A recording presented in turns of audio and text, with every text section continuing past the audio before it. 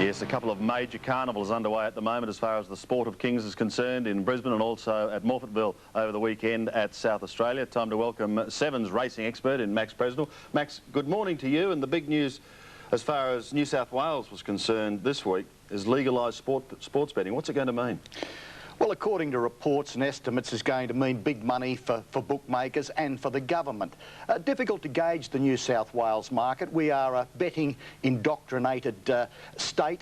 We always get set. This is going to make it a little bit easier. There is going to be money for people. Whether it's going to be sensational, I don't know. Sports betting in the United States far supersedes racing, but it's a different climate here. It's a different population. We've been brought up on racing, so we always have a punt at the track first on the races. We'll have a bet on the football as something as an afterthought. Perhaps sports betting might have an influence.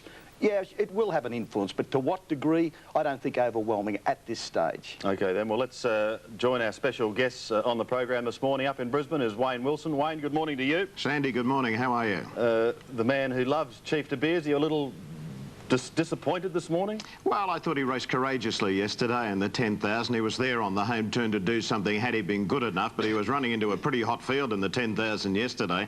His accomplice is sweeping all before him up here. He's had the two starts here following that brilliant win in the Galaxy. He won the Fosters at Doomben, and now he's won the Treasury Casino Doomben 10,000. So he's a superstar in the making, if he's not already a superstar, this horse accomplice. So Chief De Beers, sure, he raced well yesterday, but just not up to them. You haven't gone off him, though? Oh, no, we'll never go off Chief De Beers. He's a Queenslander and a champion Queenslander at that. Well, before we go any further, let's have a look at the race. The grade takes him to the 800-metre turn. Quick Flick by a length. Sovereign stayed second, and Accomplice is beautifully placed. Box seating third over on the inside. Chief De Beers is fourth the outside, followed by Quick Return covering a little bit of ground. Mahogany is next on the rails. He's running sixth at the moment. Catlin Opening is on his outside. Then Eastern Star, Poetic King giving the leaders 8 lengths. Further back then came Cohort. Then the North Blazing Steel picking up ground close to the inside. Pelling following up behind Mahogany at the moment, and then Monopolize heading for the judge. 400 metres to go. Quick Flick is the leader. He's a length and a half in front. Accomplice coming to the outside. Chief De Beers is now third, then Blazing Steel. Mahogany is under a bit of pressure, and then Catlin Opening. It's Accomplice in front. Blazing Steel's got nowhere to go. Quick Flick is kicking again. Chief De Beers on the outside. Accomplice in front. Die goes for home on him now, and he bird away from them. Accomplice is racing away on the run to the line to score easily. Blazing Steel second, and Monopolize got third, then Chief. Wayne, how unlucky was Blazing Steel? Mike Pelling said he should have won the race, Max. I don't know whether I'd agree with that, because it was a brilliant ride by Di and 3-year-olds. They're all getting better, and that's the key, just which one improves the most. OK, let's now have a look at the feature event from South Australia, the Derby.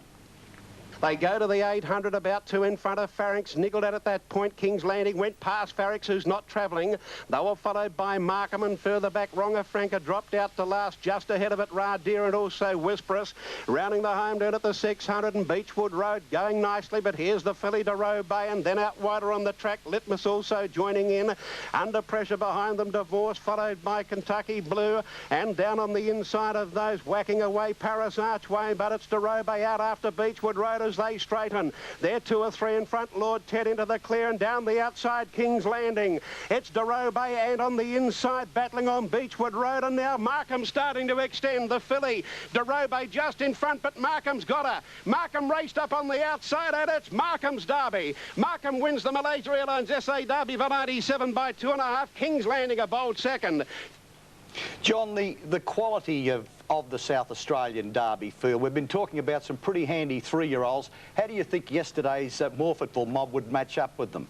Well, I think the winner's a pretty good horse, Max. He did a big job. As you see, he come to the home turn. He was pushed right off the track. Actually, he got pushed out to the better part of the track. You see him finishing on now. A horse called Lord Ted was a very good run. I was talking to Danny Burton after the race, and Danny said he drew barrier 1. The whole way through the race, he tried to get off the rail. Now, he had 2,500 metres. He couldn't get out.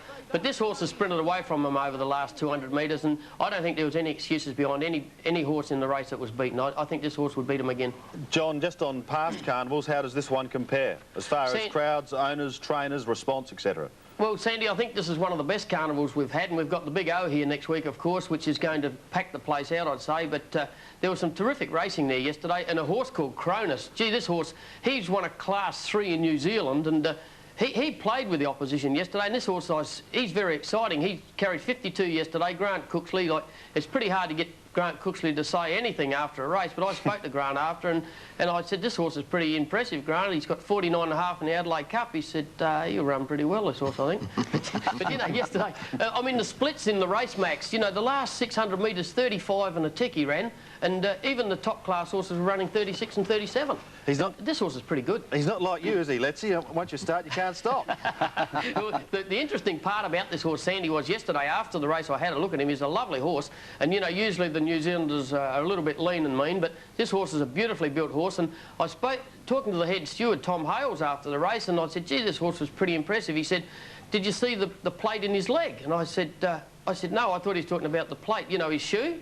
He shifted his shoe. This horse had an operation. He was in the paddock for 18 months. He'd fractured a fetlock joint, and he's got a plate that I suppose it's sticking out quarter to half an inch out of his near side front leg. And I said, well, if he can run with that in there, he's pretty good, and he'd take that out and he's going to go fast. Amazing. We're now half an hour late, Letzy. Thanks very much for that. John Letts in Adelaide, Wayne Wilson in Brisbane, thank you both very much. We'll talk with you next week. Max Presnell, thank you for joining us in the studio. We'll take a break. More shortly on Sports World. So much more still to come on Sports World. On this very special day of the year, sports champion mums tell of their greatest victories when they won no medals. Atlanta's Olympic advice to Sydney and the extremes of the divided world of rugby league football. From Tom Terrific to the Super Blues and that man Julian O'Neill. Right now, only his mother could love him. You know, it's been pretty well documented, Julian's problems. He's got a few problems, and one of them's alcohol. Wednesday, that little...